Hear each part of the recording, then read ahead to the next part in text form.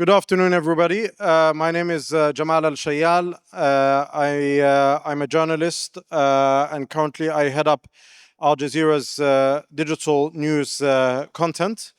Um, and I am honored to sit beside a giant in the scholarly world, Dr. Norman Finkelstein, who many of you have read his books or listened to some of his lectures or watched on TV, including hopefully very soon on Al Jazeera in some shows and capacity.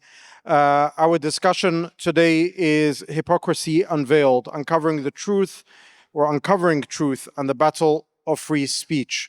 We've witnessed, particularly over the past couple of years, but I would say as Muslim communities around the world, double standards often in narrative, in reporting, in the implementation of law, in even issuing legislation, whereby often it is not the power of justice that is what prevails and what sets things, but unfortunately the injustice of power that often dictates these things. So over the next hour or so, we'll be discussing with Dr. Finkelstein some of these themes, drawing on his experience, outlook, and looking into different things. And we will try maybe in the last 15 minutes or so to take some questions with regards to any thoughts or queries that you guys may have. So, Dr. Finkelstein, thank you very much for your time. Thank you for having me. I want to start maybe with one of your personal experiences with regards to DePaul University, where you were refused a tenure there, and it seemed that was because of your work, your intellectual thought, and your views. Drawing on that experience of being unfairly or unjustly treated in a field that is meant to be there for freedom of expression and freedom of ideas, in a country that claims to represent and defend those concepts, in fact, alleges that those are the concepts that society is built on, and often claims that it is exporting these ideals to other nations and other countries. If you could talk us through a little bit about how that impacted you. Did it change your views in any way? Did it shape you in a certain form?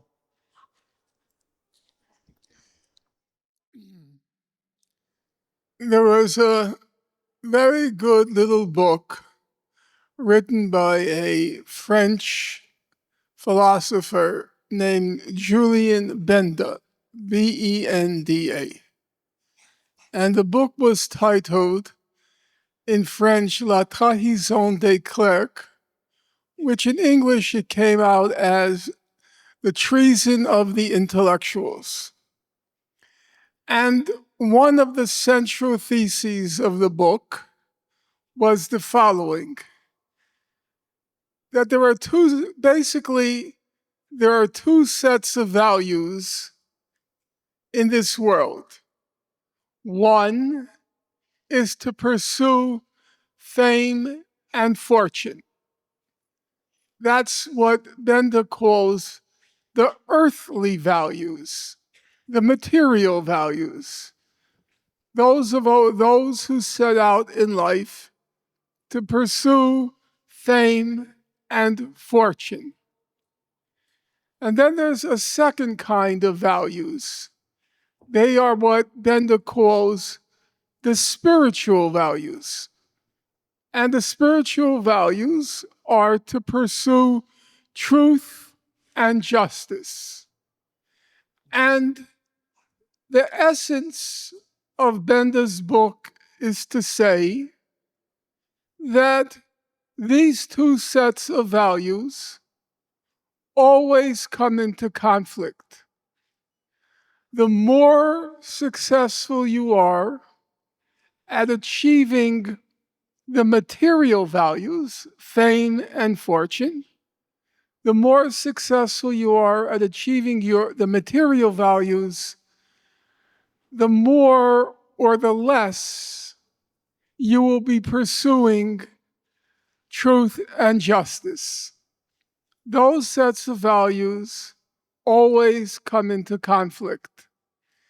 And he goes through the long history of Western civilization. He looks at a Socrates. He looks at a Jesus Christ. And he says, if you pursue truth and justice to its limit, if you pursue it to its limit, then inevitably you will be killed. That's the nature of the real world.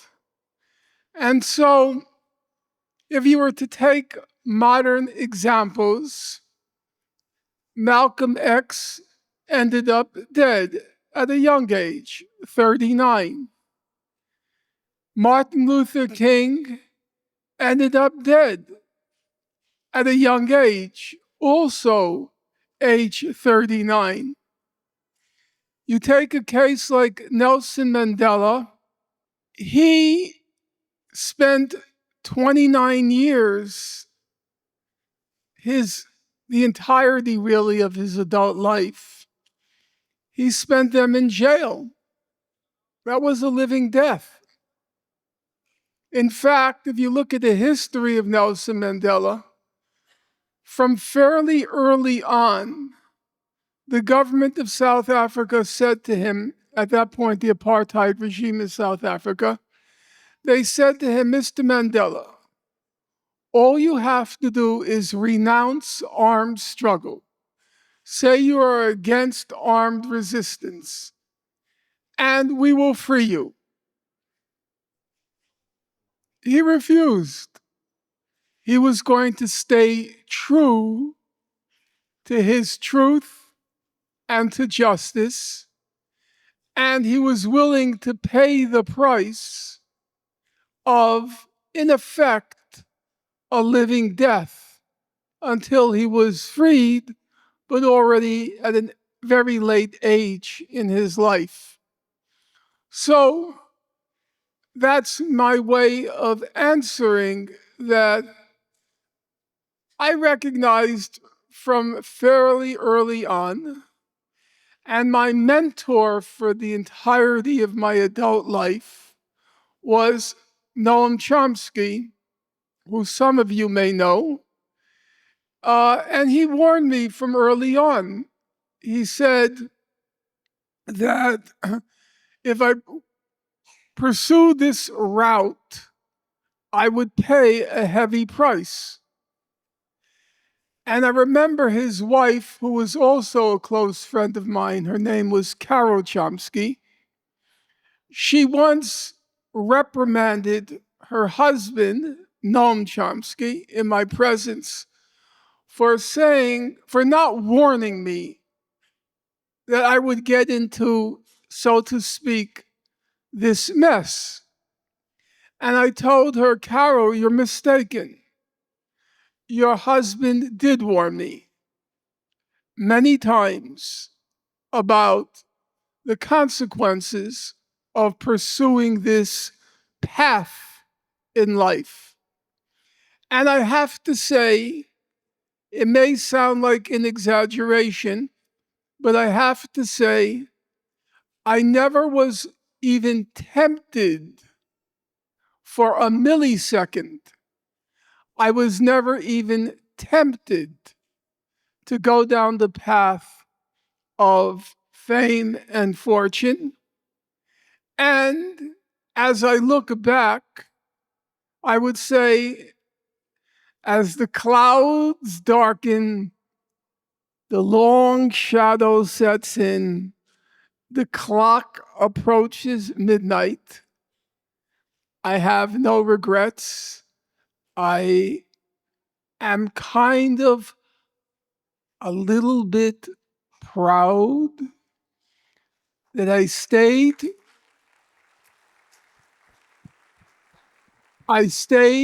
true to the memory of the martyrdom of my parents, and I stayed true to my youthful convictions about never joining this world. And as the African American spiritual says, I don't want to get adjusted to this world. I'm going to get to a world that's better. I don't want to get adjusted to this world. I never adjusted. And for me, a little pride in that. Thank you.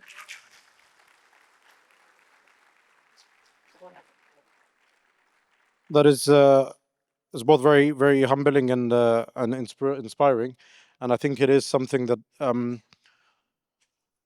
and is at core both in terms of those who are looking for at things from a political and social justice perspective, as well as from maybe even a spiritual journey in life and understanding that true meaning and what people seek. But there are challenges, you know, as you say, it doesn't come as a cost. It doesn't come without a cost, and often those costs are very difficult. One of the things that I think maybe has become even more or has become clearer over the past few years when we look at just how ingrained and how systematic the hypocrisy or double standards is within all the powerful sectors of society, right? So maybe 20 years ago, I think back at my university days during the 9/11 era and war in Iraq, and there was a conviction that, you know, mass mobilization, for example, in the UK, there was the 2 million man march. There was that there are it's only the fringe elements. Bush was a fringe element to certain things. It was, at least that's how it was perceived, right? There was always another alternative and so forth. But when we're looking at today's world, when we see crackdowns on student encampments, when we see corporate banks freezing people's random charities' assets, when we see media institutions firing people because they've put a pin of a watermelon on, and we see that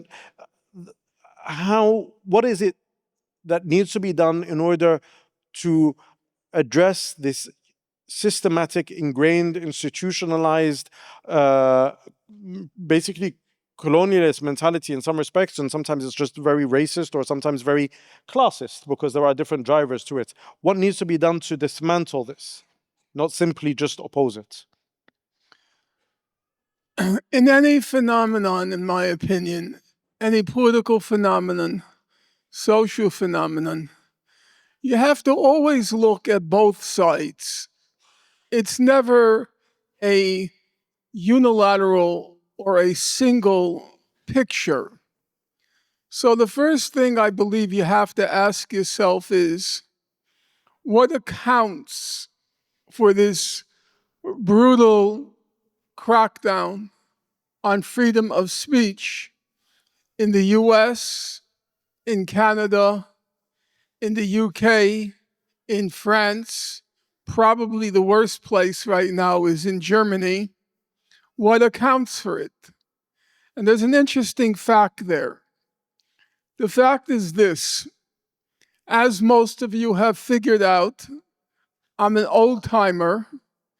And as I was telling the driver on the way here, he said, is this your first visit to Toronto? I think you were here a few years ago. I said, a few years ago? I was here before you were born. I did come to Toronto to speak in the late 70s and the early 1980s on Israel and Palestine.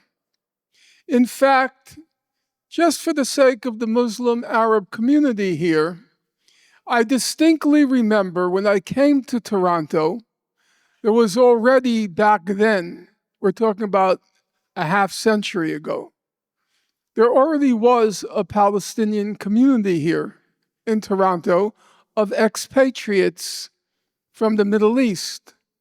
And one thing that stuck with me was one Palestinian said to me, it's not easy to be a refugee anywhere, But if I had a choice of being a refugee anywhere in the world, it would be Canada.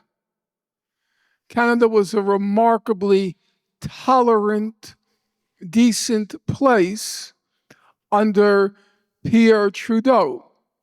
In fact, he invented the concept of multiculturalism. It started with Pierre Trudeau.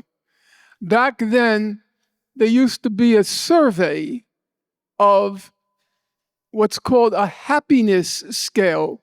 Where in the world is the population happiest? Every year, Canada won. Every year. The happiest population was Canada. In any event, I go back a ways. And back then, there weren't the kinds of brutal crackdowns on free speech that there are now. Now, the question is why? And the answer, in my opinion, was back then, the Israeli side, supported by their supporters in the US and Canada, they were very confident that they could win the battle of public opinion. They thought they had the facts on their side. They thought that they had truth on their side. And they had sufficient money and power that they can overwhelm the other side, which in many respects, because it was new to the country, were not able, they didn't yet have the intellectual tools. They weren't able to refute the other side, the Israeli propaganda. So they weren't afraid, the Israelis and their supporters, they weren't afraid to argue in public, to engage in public debate. Now, it's true, some people, they tried hard to silence. Professor Chomsky, Edward Said, for those of you who remember him, a few. But in general, to use the current jargon, they controlled the narrative. What happened is by now, enough of the truth has broken into the public, enough of the truth has broken into the mainstream. And so it's because they lost the battle of public opinion. They know they can no longer prevail in the public square or in the social media. It's because they know they lost that they're so open, so brazen, so flagrant in wielding the blackmail weapon and threatening, if you don't do as what we say, we're going to cut your funding. So it's true that there has been a brutal crackdown. Of that, I have no doubt. But you have to grasp the other side. There's a brutal crackdown because they lost. They lost the battle of public opinion. So I wanna interject with a small, quick story here that will be a conduit from this to the next, obviously the crackdown. I was one of the guests that they tried to ban from entering here in Canada. And what happened, for those who don't know, I was on board the first aid flotilla that was going to Gaza in 2010. and I reported on that, and we were abducted from international waters, as the United Nations itself actually found, and captured by the Israeli special forces for a few days. On board, actually, interestingly enough, was I would say at least 24 Canadians who were part of the mission, and some of them were actually severely injured, aside from obviously the 10 people who were martyred on that ship. And when I applied as a British national, you apply for the ETA, the visa waiver program, and I had one that was running because I've been to Canada a few times. Suddenly I found it was revoked a few days ago. And they said, well, the reason why it was revoked, according to them, was because you failed to declare that you were arrested by Israel in 2010. So I proceeded to clarify that, firstly, I wasn't arrested, we were abducted, and secondly, wasn't in Israel, was in international waters.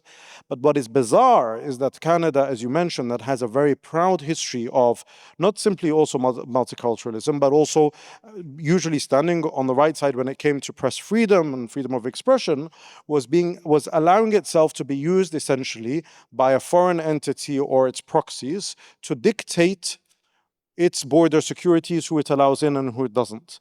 And that, if it weren't a clear sign of desperation from that side, of trying to exert all and any measure and force people, now even its allies in the West, they're not allowed to think. You will do as we say, otherwise.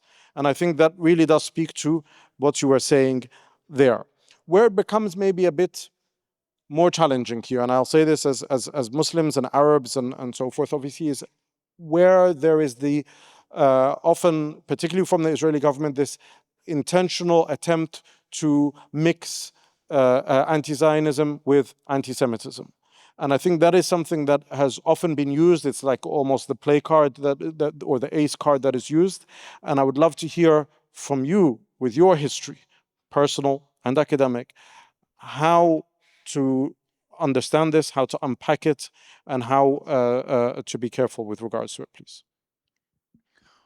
Well, just on a personal or scholarly note, your first name? Jamal. Jamal was, for the younger people in this room, he was on an international flotilla, the flagship of which was named the Mavi Marmara. I assume you were on the Mavi Marmara. And it was attacked on May 31st in international waters by Israeli commandos. And at the end of the day, 9 people were killed, and then one person who was in a coma, he died subsequently, so 10 people were killed. And it was a very brutal assault on the Mavi Marmara. And it became an international incident because normally when Israel does that, nobody cares. It gets maybe 5 minutes of news coverage and then forgotten. But in this case, the flotilla of, I should point out, because I make assumptions that people don't know because you're younger. And for me, it's yesterday, but for you, it was when I was in my mother's womb or before. Israel, beginning in 2006, imposed this brutal blockade on Gaza, in which pretty much, believe it or not, it pretty much forbade anything from entering Gaza. Baby chicks were banned. Chocolate was banned. Nutmeg was banned. Children's toys were banned. Children's notebooks were banned. And it was all very calculated. It's very hard to believe, but the Israelis calculated the caloric intake, how many calories the population of Gaza consumed each day. And they literally, we have the documents, they literally calculated how to keep Gaza just above the level of starvation. Just above the level of starvation, because they wanted to create so much horror in Gaza that the people would overthrow the Hamas government. And so an international flotilla was organized. It happened that the main impetus behind that flotilla was Turkey, or a Turkish organization called IHH, IHH. And it was because it was a medium level power, namely Turkey, that this particular flotilla got international attention. But it was an interesting fact that the United Nations, the Secretary General at the time, Ban Ki-moon, in collusion with the head of the International Criminal Court, Fatou Bensouda, they all conspired to crush an investigation of what happened aboard the Mavi Marmara.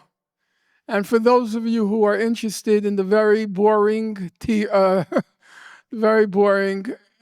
details, I go through it in a couple of books, and then I go through it again in the book that I've written that's going to come out in hopefully next month on corruption in these international organizations.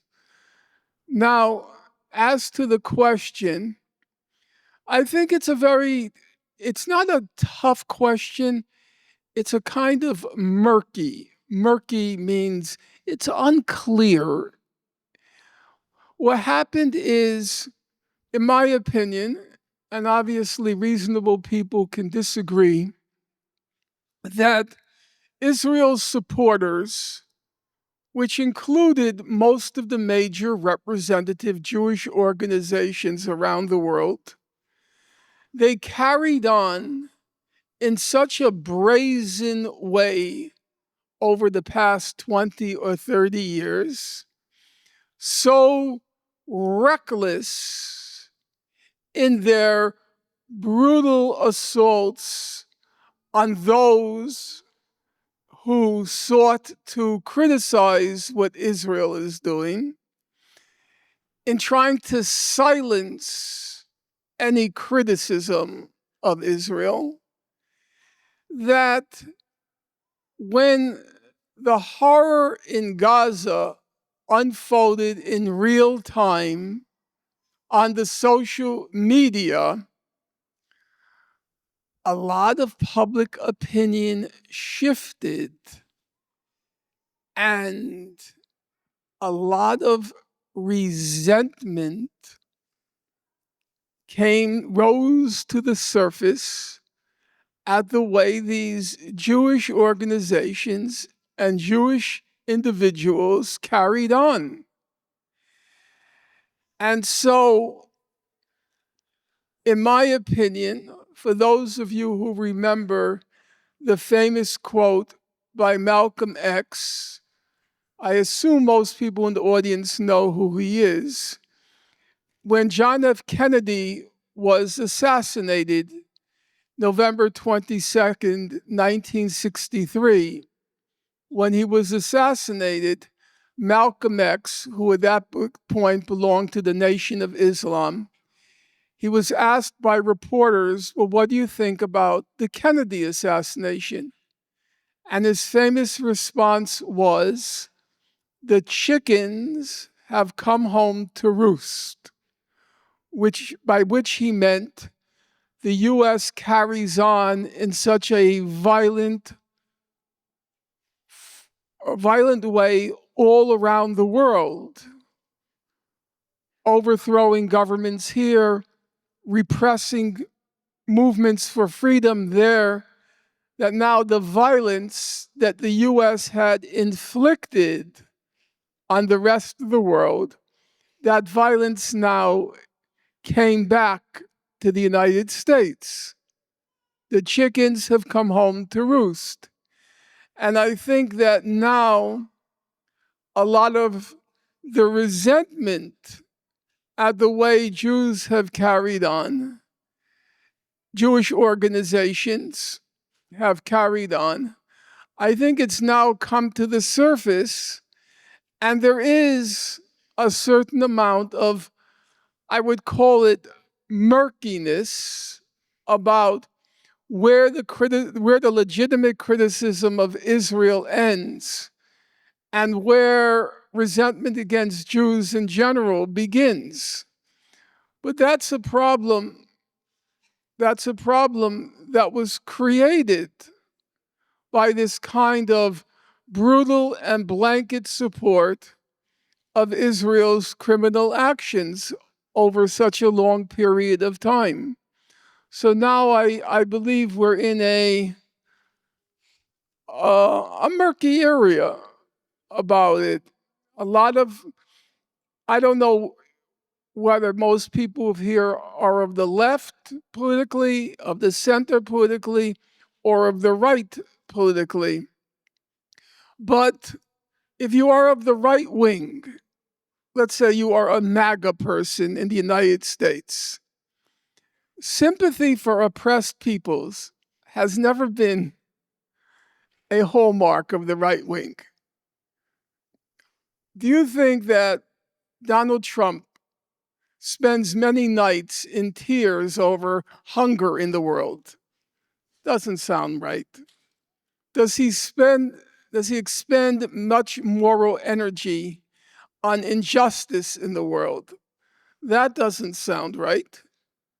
That's always been a left-wing cause. National liberation, redistribution of wealth, trying to bring justice into the world.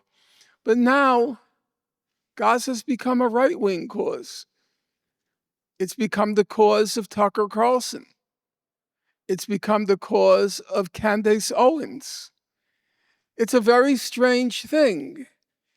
When I see those people suddenly sensitized to the suffering of the people of Palestine or Gaza, I have to ask myself, is it Gaza or is it capitalizing on the new resentments that have come to the surface against Jews?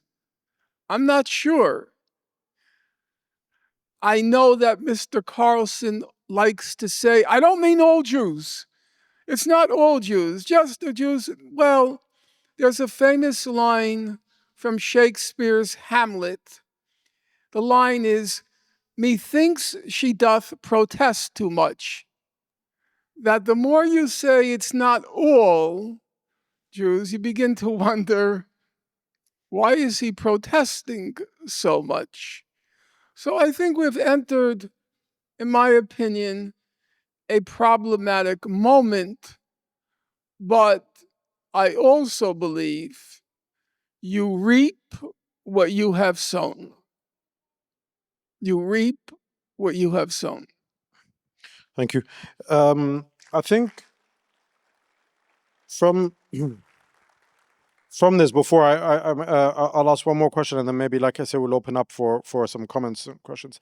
I want to move towards this, as you say, maybe modern jargon of narratives and the war of narratives. And like I said, when I first saw you earlier today, I remember the first time listening, I was still a student back in London. And I think maybe the first conference was a Palestine conference that was in Manchester, that was organized.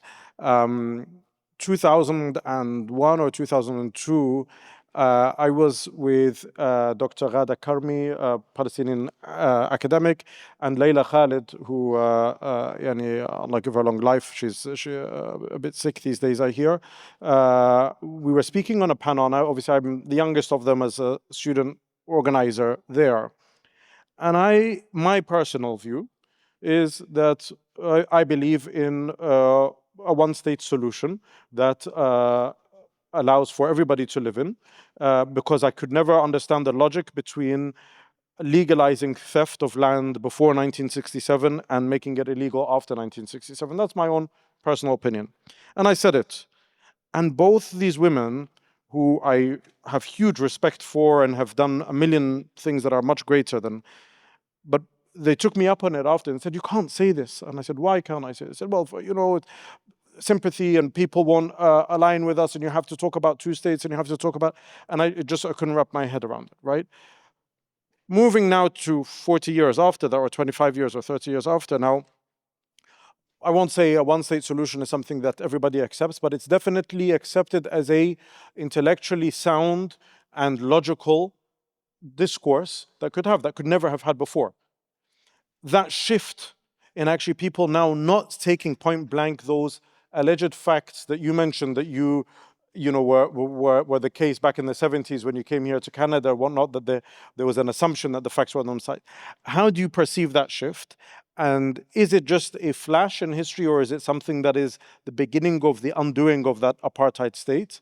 And what are people's responsibilities across the different fields that they may work in or study in and so forth, in order to ensure that and it doesn't have to be a universal narrative that everybody agrees on, but at least one that secures people's basic human rights is achieved? There are two questions that are wrapped up in that question, or at least two that I would want to address. The first question is, are we seeing a shift that will be enduring, or is it a flash in the pan? Now, I've lived long enough to see many shifts in public opinion which did not last. There was a shift in public opinion after Israel invaded Lebanon in June 1982. The estimates are between 15 and 20,000 Lebanese and Palestinians were killed during that invasion, overwhelmingly civilians.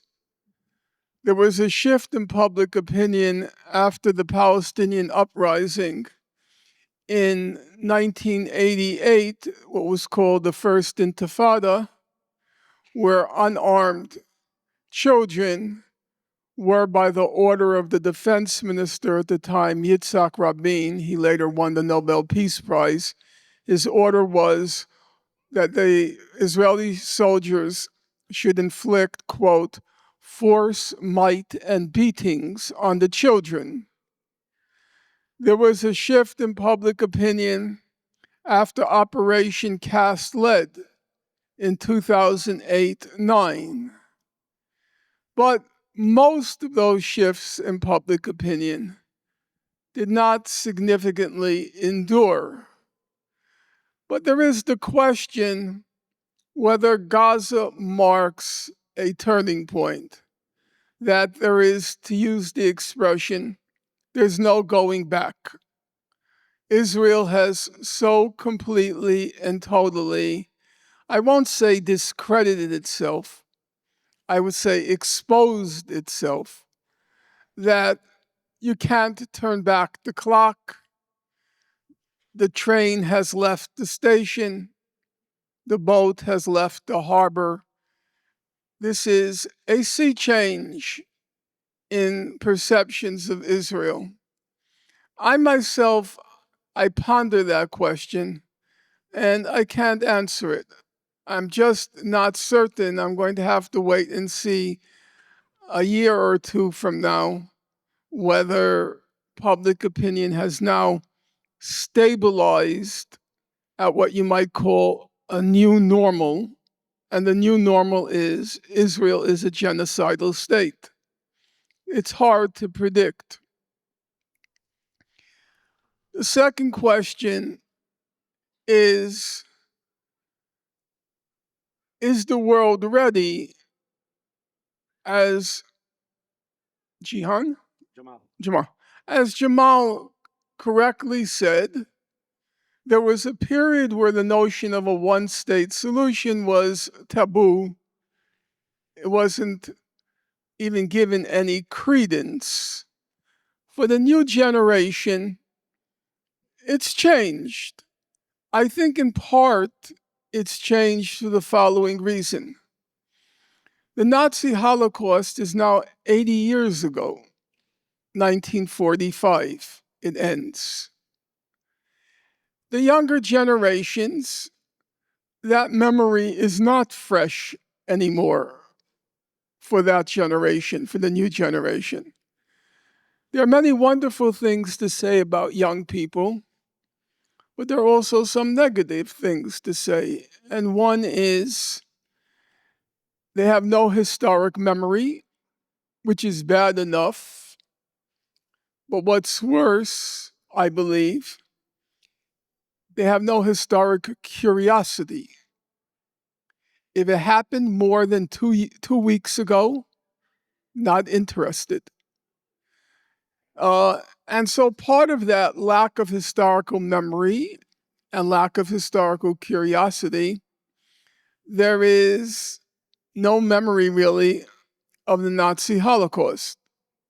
And that served for a generation as the main justification for not just the founding of the State of Israel, but also for excusing all its crimes, which were there to see if you wanted to see them.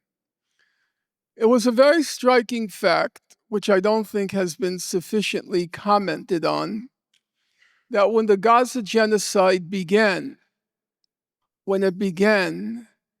some of you will remember that the very first card Israel tried to play, the very first card was the first few weeks, up until the end of the first month, the first thing they kept saying was, it's the biggest mass killing of Jews since the Holocaust. The biggest mass killing of Jews since the Holocaust. The first reflex of Israel was try to drag in the Holocaust. But it was very notable. After the first month, they stopped. They realized it fell flat in public opinion. People didn't want to hear about it. People didn't care about it. And so it is true that public opinion is at a different place now in terms of solutions to the conflict. I would say the following. Number one, politics and law always have two elements often in conflict with each other. One element is what's politically feasible. Element number two, what does law and morality mandate? What's practical versus what should be under law and under morality. Now, Jamal raised an interesting question. He said, as a young man, I could not understand why it was legitimate for Israel to steal part of the Palestinian homeland in 1948, but it was illegitimate for Israel to steal the rest of the homeland after the June 1967 war. So Jamal says, if it was illegitimate in 67 to take the West Bank and Gaza, why wasn't it illegitimate to take what became the State of Israel in 1948? And my answer to Jamal would be, because law and morality, when it comes to trying to resolve conflicts, it's always in contention with what's politically feasible, what's politically possible. And the international community decided roughly in UN Resolution 242 and shortly thereafter, that was what was politically feasible, but also had aspects of justice, was to leave Israel in what's called the June 1967 borders and to create a Palestinian state in the West Bank and Gaza. That was the international consensus, unsatisfactory to those who think like Jamal that it's either just or it's unjust. It's either legitimate or it's illegitimate. I don't think that's how politics works. Where we're headed towards the future, I would say the picture right now is very nebulous, and that we should focus less on solutions and we should focus instead right now, before the dust has settled and we know what the map of the Middle East will look like. Right now, it's still very unclear. Right now, we should focus not on solutions, we should focus on salvaging what can be salvaged in Gaza and also in the West Bank, which is right now under brutal assault. All right. Thank you very much. Of course, that is unfortunately, it's not how politics is run. We wish it was run based on justice, but yes, the reality of the world is different. One of the questions that has come from the audience: many distinguished Jewish personalities oppose Israel and have come out in recent years and expressed their opposition. But what their question is: what do ordinary Jews living inside Israel? What is their opinion? Has it changed in one way or the other, either more in support of or against? In the Jewish communities around the world, I won't say all. I can say the UK, I can say the US, and I would guess also Canada. I would say they divide into 3/3. 1/3 mostly over 50 or 60. 1/3 are still blindly faithful to Israel. 1/3 have reservations, but haven't reached the point of completely rejecting it as a source of inspiration and identity.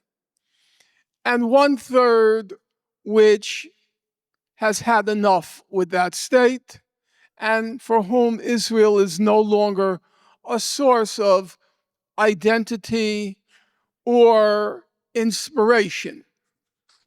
That's Jews living outside. Some places they're still terrible, like in France, totally lunatic. Germany, there's not many Jews in Germany, but totally lunatic. But that wasn't the fullness of the question. The question is the state of Israel. In my opinion, one, maybe not the only, but certainly one of the most important facts about what happened in the last 2.5 years is that it's incorrect to describe it as a state-sponsored genocide. That is not correct. It was and continues to be a national project.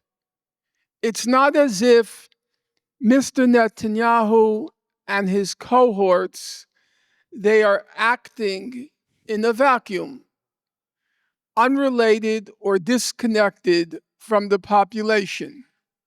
Their actions, their orders, all of that across the board, with only the tiniest of exceptions, is supported wholeheartedly by the whole of Israeli Jewish society. Israel is probably the most polled, P-O-L-L-E-D, polled place on God's earth. Because anything an Israeli Jew does whether he has an omelet or cereal for breakfast, whether the omelet is sunny side up or sunny side down. Anything an Israeli Jew does has to be of the utmost interest to the whole of humanity.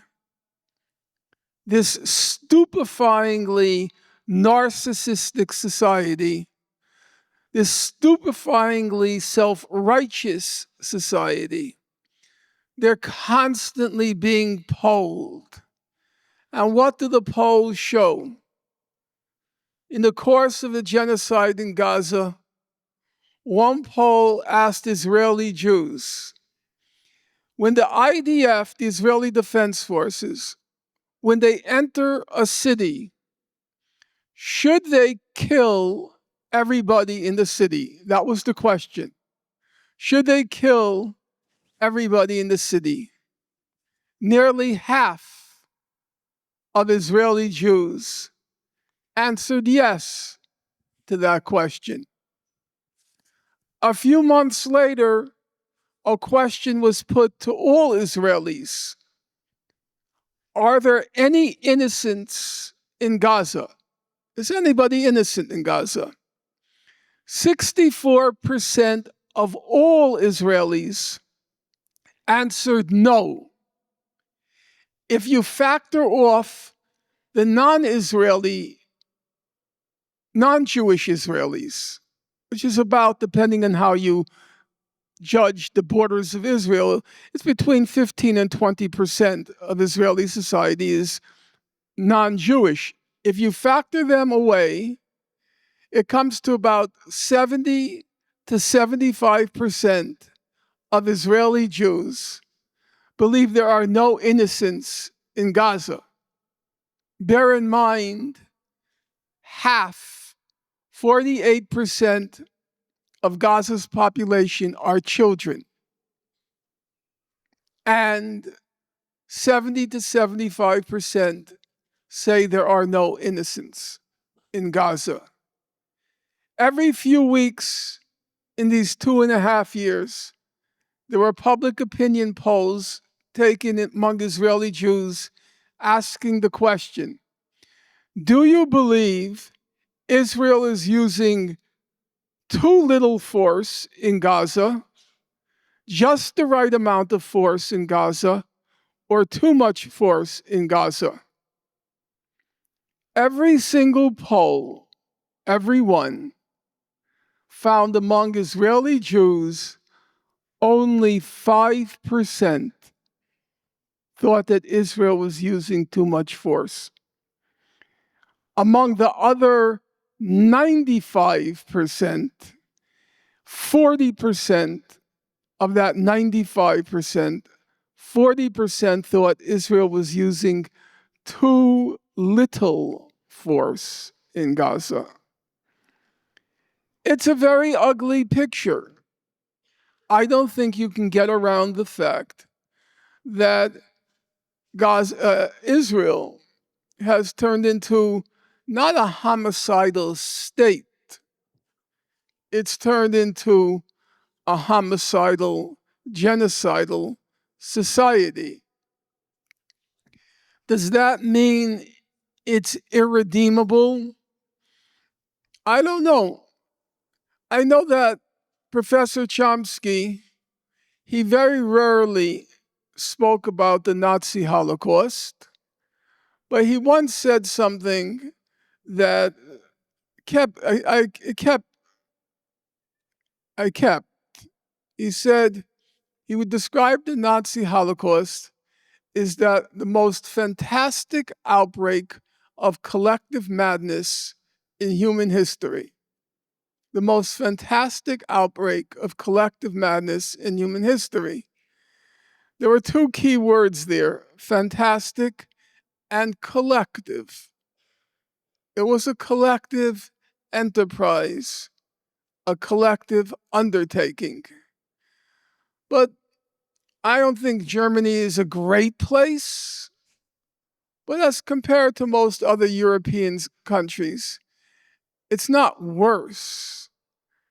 It did, to some extent, it did redeem itself.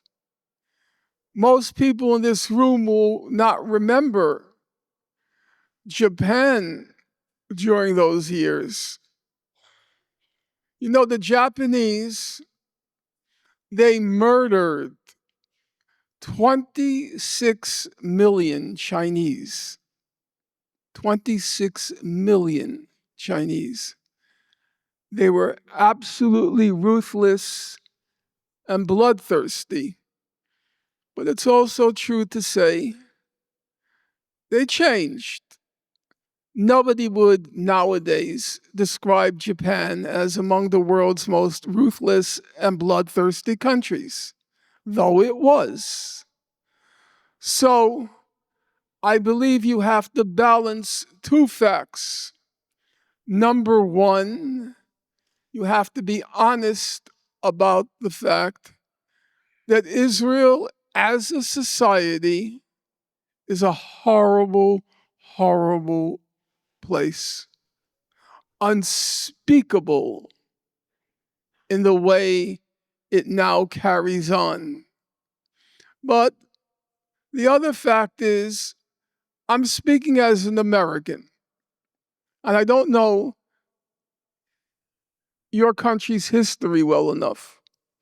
Speaking as an American, what we did to the Native Americans in our country was not much better than what Israel is doing to the Palestinians. I would just want to note that I had been reading a lot about the abolitionists in the US. That is, the Americans, whites in particular, but not just whites, who opposed slavery in the middle of the 19th century. They were extremely courageous. They were extremely principled. It's a very inspiring story. But I have to tell you something which really kind of shocked me. The abolitionists, those who gave over their lives to freeing the slaves, they were every bit as horrible in their attitudes towards the Native Americans. Even people, for some of you may know, even Black abolitionists, African American abolitionists, like Frederick Douglass, when it came to the Native Americans, all the same prejudices, all the same brutality. So I think we have to find the right balance between recognizing the horrors of that society. Unfortunately, a bloodthirsty, crazed, self-righteous, a country of self-righteous, nauseatingly narcissistic Jewish supremacists, but also recognizing that many other countries passed through that phase and were able to redeem themselves. We are running a little bit over time, but I want to ask one last question, because I always think it's important to come away with something practical to do. And one of the audience has a very practical question, but if you could kindly answer it, if possible, in a minute or minute and a half, which is, the person, I guess, works in academia or as a study. It says, how do we tackle in our academic institutions the Zionist groups that spread propaganda against us, calling us pro-Hamas and so forth whenever we talk about Palestine or express solidarity? So if there is one or two very straightforward practical pieces of advice for those working in academia who how they can fend off from those smear campaigns.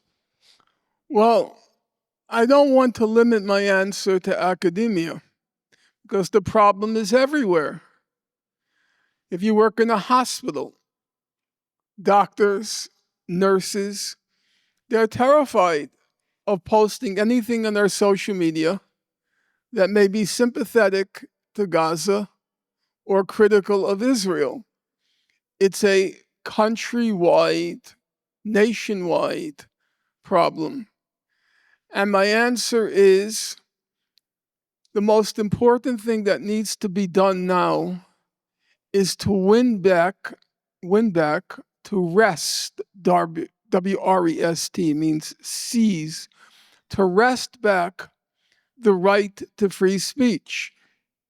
Once we have won back that right to free speech, then I believe the facts are on our side, the truth is on our side, and actually a large part of the general public is already on our side. The problem is not that they're smearing with claims about being terrorists and this and that. That's not the problem. The problem is you can't answer. There's been a total crackdown on the right to free speech. And so I believe going forward, at least for the foreseeable future, the right slogan is free Gaza, free speech, or free speech, free Gaza. If you have a t-shirt on the front of the t-shirt, it should say free Gaza. And then if somebody thinks that you are just a wild-eyed terrorist supporter, the back of that t-shirt should say free speech. And then I believe you can win over most people. In the United States, in Canada, free speech is considered a basic value. If you combine free Gaza with free speech, I think you can prevail, though I will acknowledge it's a tough battle, but I think it can be won. Dr. Norman Finkelstein, thank you very much for your time. Just before we close, if you allow me, just for our audience, considering this is a Muslim community event, you were mentioning a couple of points about when you were looking at the slave abolition movement and the unfortunate hypocrisy amongst those who had done something very... I would say it was not even hypocrisy. I don't think they were even aware of it. They were not. They did not understand Native Americans as being human. They did not. Just like Israel does not understand Palestinians. And one of the things I guess that it just brought to mind, we have in Islamic tradition a couple of things that came out from it for the audience to maybe remind themselves of. There was a saying of Umar, the second caliph after the Prophet, peace be upon him, who questioned, how can a human be enslaved when they were born free, or the mothers bore them free? And herein it is a human, it's not a Muslim, it's not an Arab, it is not of any race, and it is the premise of Islam that humans, Allah subhanahu wa ta'ala has created them with dignity and to be free regardless of their race, religion, and faith. Even the Prophet, peace be upon him, has a saying of, you should always support your brother if he is oppressed or if he is an oppressor. And the companions asked, well, how can we do that if he is the oppressor?